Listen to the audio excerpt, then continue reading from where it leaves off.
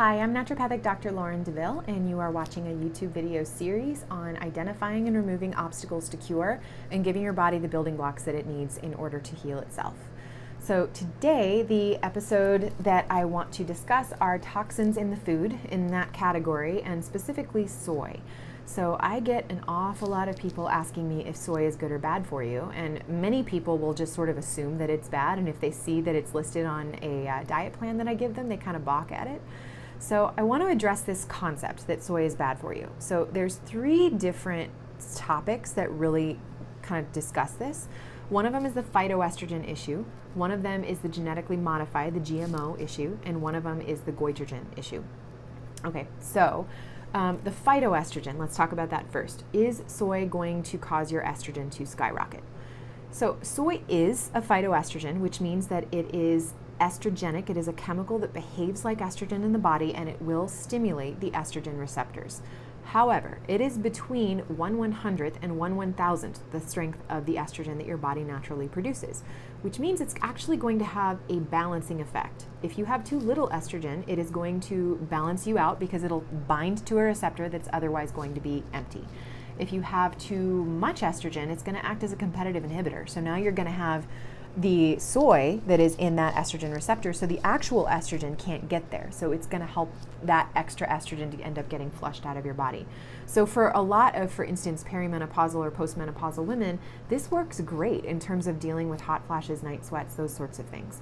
So the phytoestrogen issue is just not something that I am worried about. It has a balancing effect more than anything else. Number two, the Goitrogen issue. So soy is a goitrogen, which means that it will block your body's ability to absorb iodine. And that means that if you have too little iodine, your body will respond to this by having the thyroid grow larger in order to trap more iodine as it comes into your body. So this does end up leading to goiters and also hypothyroidism if the reason why you are hypothyroid in the first place is because you have too little iodine, which occasionally is the case. But if that's not the issue with your hypothyroidism, then soy isn't really going to make a huge difference. Plus, you'd have to consume a lot of it in order for it to have this effect. So for somebody that has low iodine, yes, I would recommend staying away from soy for that reason. Otherwise, I wouldn't worry about it too much. And I also would say if you're consuming lots and lots, like if you're a vegetarian and your primary protein source is soy, I'm probably going to have an issue with that just because you need more diversity in your diet. And then if you're having that much, you do increase your risk of having low iodine as a result of the Goitrogen issue. But for the vast majority of people, this just isn't something that I worry about. The third one is the GMO issue, and this I do have an issue with. Soy is one of two staple crops, soy and corn is the other one, that are, I want to say, I can't remember the actual number, it is somewhere between 80 and 90% of the soy in the US is genetically modified. So essentially, assume if it doesn't say that it's not genetically modified, that it is. So the issue with GMO, there's not a lot of data that is saying absolutely that this is causing a lot of problems, but the reason that is the case is because most of the research has been done by the companies that stand to benefit from the GMO.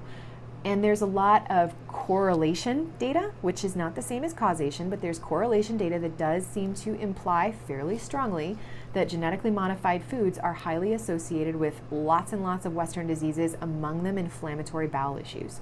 So meaning that you're not going to absorb your food nearly as well, and it's going to cause you problems in terms of your digestion. So for this reason, I steer everyone away from foods in the soy and the corn family that do not either say organic, which automatically is non-GMO, or have the non-GMO label. So that is something that you should worry about. But if your soy is organic or non-GMO, I don't worry about it too much as far as the phytoestrogen and the Goitrogen issue. So that is my 2 cents on that. Thanks for joining me, and I will see you in the next video.